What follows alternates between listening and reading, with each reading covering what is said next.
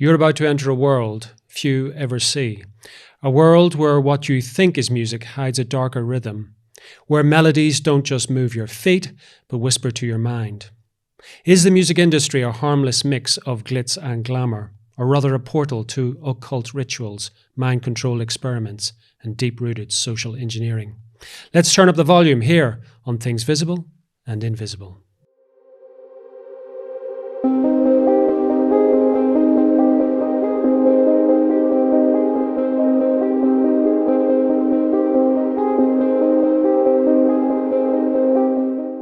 Mark Devlin is a UK-based club and radio DJ, music journalist and author.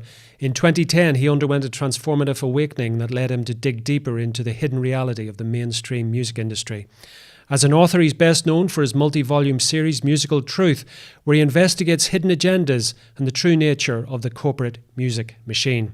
And he joins me down the line from his home in England. Mark, welcome to Things Visible and Invisible.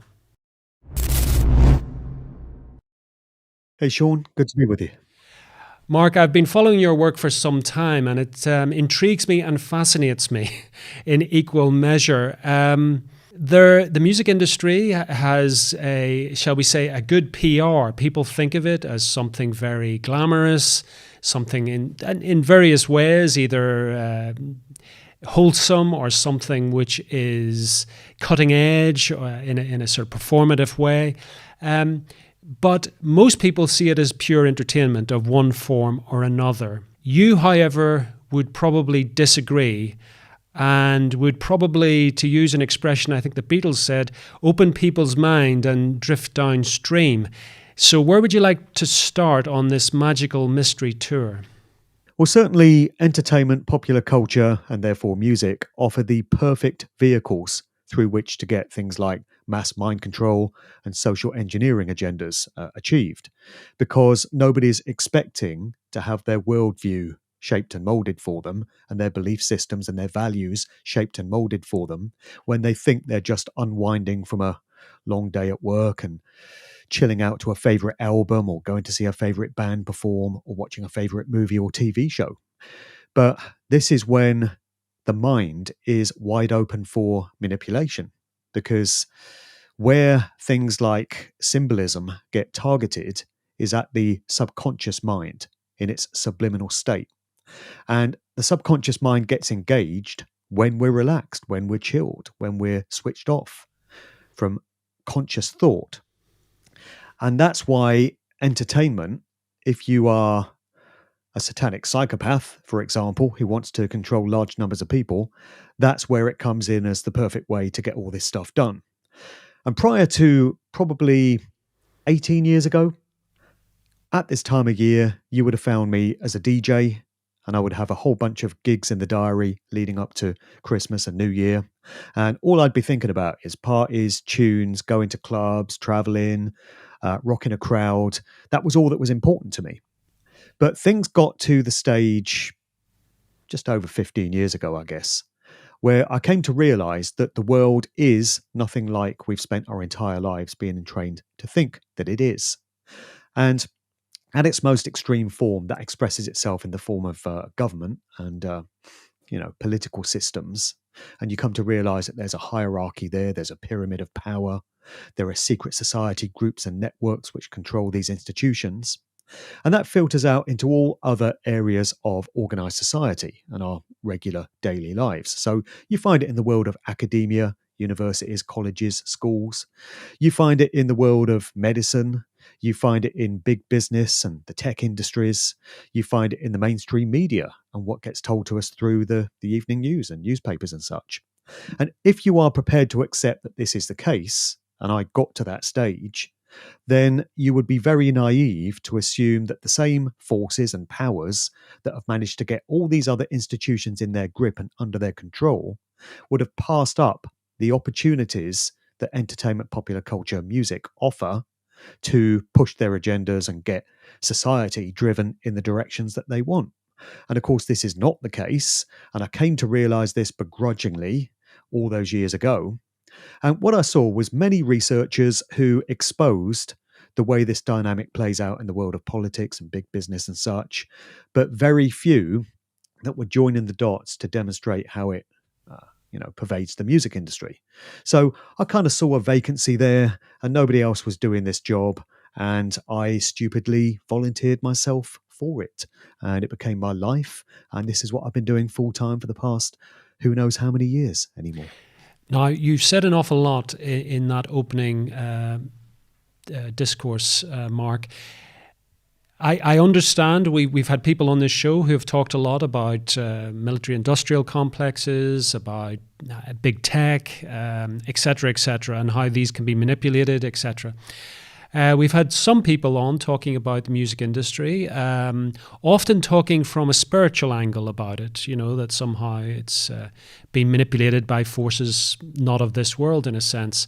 However, your thesis is probably the most intricate in regard to this, because what you're talking about here is not just a different way of looking at the entertainment industry, and in particular the music industry, but a different way of looking at the world around us. Would that be a fair summation of where your thesis, where your philosophy is taking us? Yeah, it's everything. It's all of the above. If you are a researcher that's going to look into the true nature of what goes on in this world, but you're going to remain rooted in the conspiratorial, so to speak. So the detail, the nuts and the bolts, the names, the places, the detail, the documents, certainly you're going to get a very good handle on who really runs things and what these different ways of life are really used for. But if you're not going to look at the spiritual, esoteric, otherworldly aspect of it, you're going to be missing large parts of the picture. And the opposite is also true. So you get people that are very fixated on the spiritual, metaphysical, paranormal side of things, but they might not pay enough attention to the detail of how all this stuff gets done. So I think my work weaves together those two very broad subject areas. And over the course of the 4 books that I've written over 10 years and the hundreds of talks and podcasts that I've given, I think I bring together these different strands, and I do my very best job in joining the dots and showing how everything is connected. So you have music's military and mind control connections. So this is the title of one of my long-running talks. And this is where I demonstrate how the music industry was, in its early days, based upon the military-industrial complex. So the very early record labels through which big names like Elvis Presley, the Beatles, the Rolling Stones, these sort of groups, Pink Floyd, David Bowie, we're talking labels like RCA, Decca, Parlophone, EMI. All of them began life with military uses. So RCA, for example, is the Radio Corporation of America, and it was developed directly out of the US Navy. And it's the same story with EMI in Britain and those other labels that I mentioned. So prior to becoming record labels and releasing music by these very big names in the early days of rock and roll, they were concerned with things like sonar, radar systems, different radio technologies, different ways of manipulating and delivering sound, all for military applications. So this is the first red flag in that these organizations morphed into entertainment out of purely military usage. And then you've got mind control, because unfortunately, wherever you find expressions of the military and military intelligence operations such as MI5, MI6, the CIA, and there are endless connections between these organizations and some of the very biggest music artists out there. And again, I demonstrate and detail many of these in my work. You often find the presence of trauma-based mind control. So this is things like MK Ultra, this very far-reaching mind control program coming through those nice folks at the CIA, and the different expressions and derivatives of that. And then, unfortunately, where you find mind control, you often find Satanism and other dark occult practices and ritualistic elements to the way things get done. That's everywhere in popular music. It shouldn't be. There should be no such connections whatsoever, but they just go on endlessly. And then where you find that, you often find other very unsavory elements, such as words beginning with P. So I'd love it to be some other way, and I'd love to have a different message for people, but I'm just reporting on what I've found through having done this job full time for a great number of years. And it was very difficult for me early on because I had to let go a lot of personal heroes. And I think this is why people find this whole subject area just so difficult to grasp and so unsettling, so uncomfortable. Because if you are prepared to accept that the entire industry is not run by particularly nice people, then that inevitably filters down into some of your favorite bands and your favorite artists. And you have to ask yourself honestly, well, what do these people know? What is it they're a part of? What is it they're being used for? And that can lead you into some very unsettling areas. But you either want the truth or you don't. You're either prepared to go with it or you're not. You're either prepared to accept the evidence or you're not. It's one thing or the other. And I'm merely a messenger.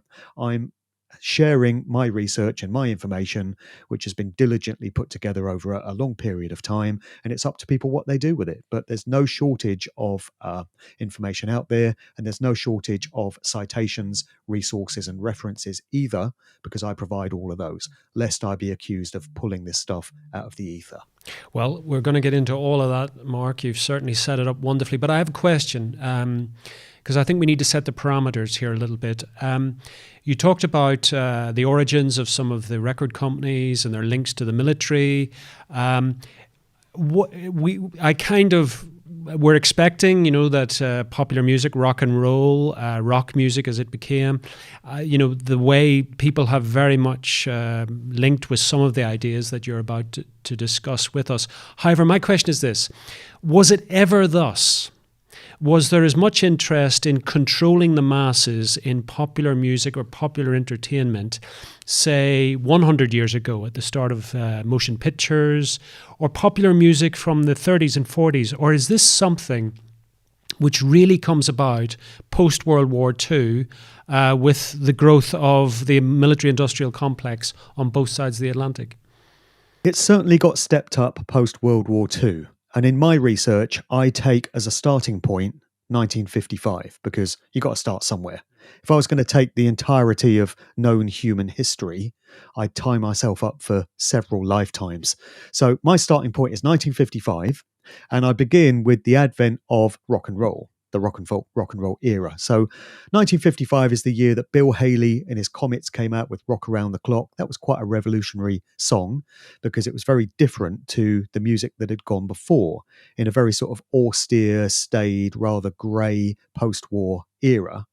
Suddenly there was this explosion of colour and vitality and youthful energy at that point in history. And then the following year, you had the emergence of Elvis Presley, and then artists like Buddy Holly and Little Richard and Chuck Berry and all these early rock and roll pioneers. So I start there, and it's very clear to see what the agendas were from the 1950s onwards. That's not to say that there wasn't manipulation prior to that point. And I think, again, it would be quite naive to assume that there hadn't been. If we think back to the classical music era, or the very high point of that genre, I think we would have to conclude that the very biggest names that we've all heard of, the composers of all the music that was played at the time and who we still study today, would have been selected in very much the same way as today's pop music stars are. So many of them would have been Freemasons. Many of them would have come out of important aristocratic bloodline families. And these are the same methods of selection for choosing many of today's megastars. Often it's down to family bloodlines. It's down to genealogy, ancestry. It's what families these people have been born into, because new generations of the same families that have been deemed important are put to use in influential, prominent roles in society. So 300 years ago, they might have been put out there as a composer of classical music. These days, they might be put out there as a pop star or a producer or a rapper, or any other role which gets them into the minds of large numbers of people. It applies to film stars and TV presenters just as much as musicians. But the manipulation would surely have been there for a very long time before my starting point. I just leave the work prior to 1955 to somebody else, because I've kind of got my hands full with the past 70 years. Okay, so let's take 1955. You're not the first guest we've had who's also marked 1955 as the epoch-changing year. Let's take your idea around Bloodlines and the selection of people to front this idea that you have. Let's take somebody that we all know, or we all think we know, and that is Elvis Presley.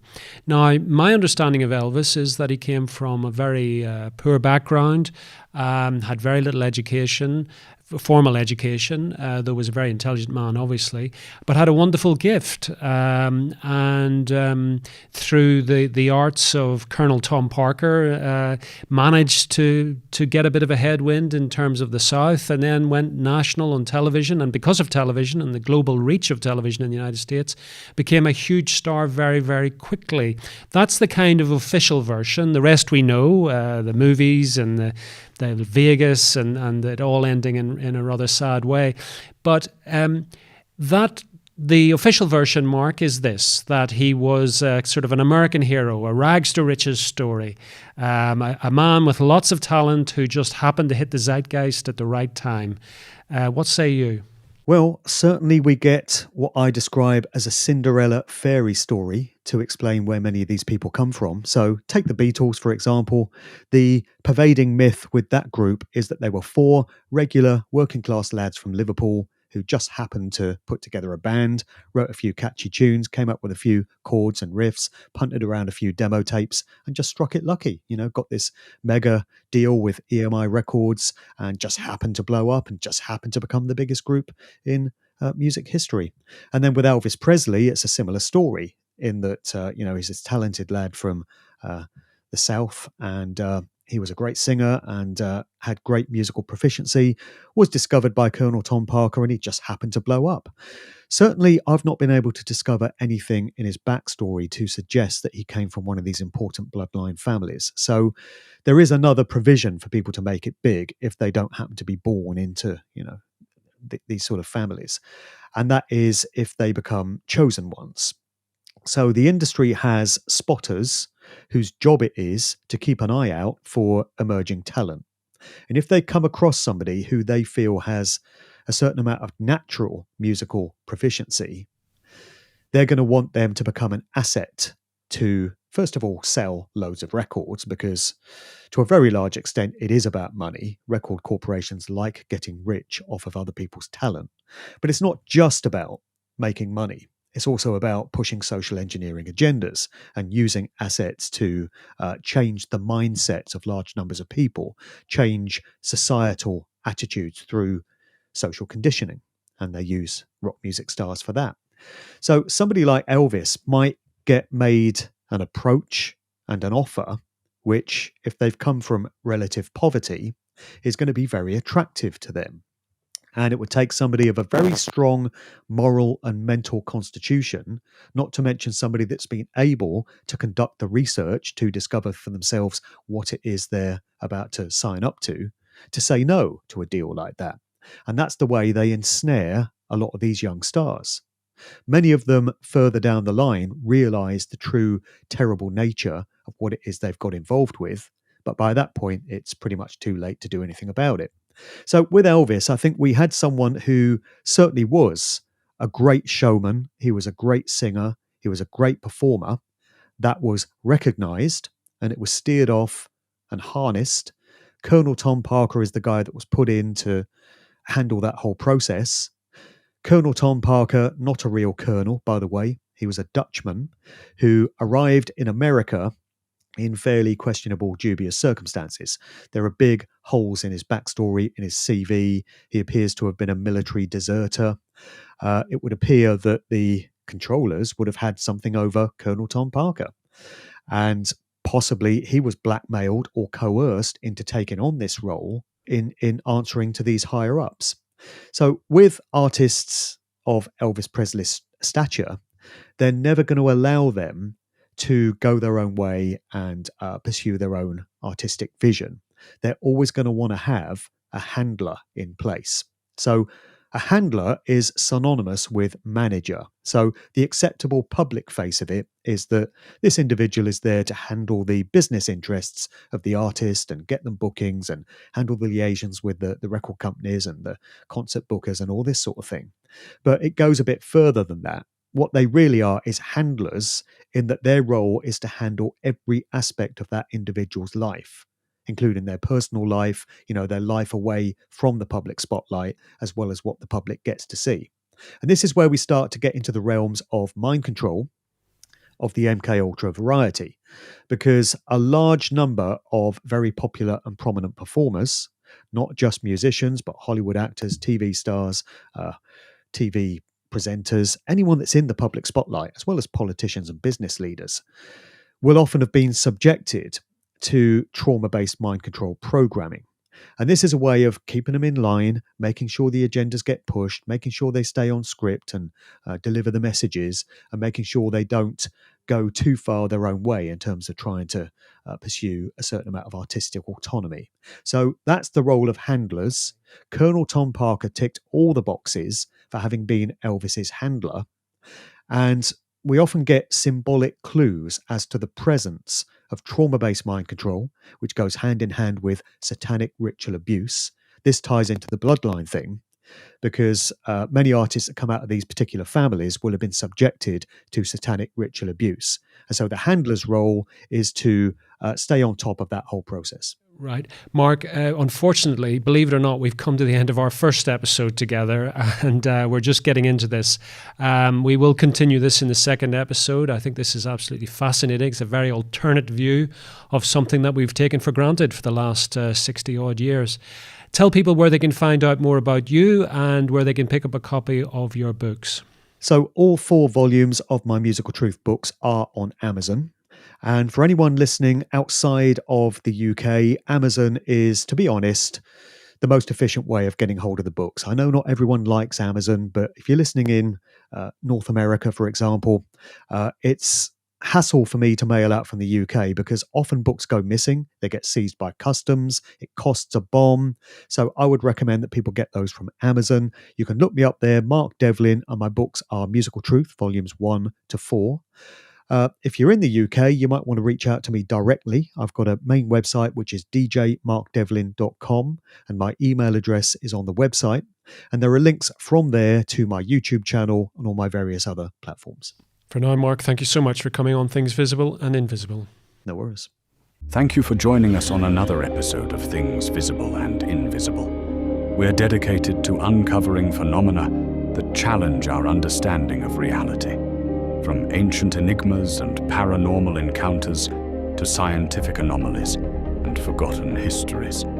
If you enjoyed this journey into the mysterious and unexplained, please consider subscribing to our channel and hitting the notification bell to stay updated on future explorations. Have a personal experience or story that aligns with our investigations? We'd love to hear from you. Visit our website at tvi.show and reach out through our contact form. While we can't feature every submission, we review them all, and your story might be featured in an upcoming episode. To support our continued investigations, please consider becoming a Patreon supporter or channel member. Your contributions make these explorations possible and give you access to exclusive content, early releases, and monthly behind-the-scenes discussions with our team. Don't forget to check out our merch store. We've got everything from TVI branded t-shirts and hoodies to stickers and coffee mugs, perfect for showing your support while keeping the mysteries close. Thank you for watching, and we'll see you next time as we continue to explore the things visible and invisible.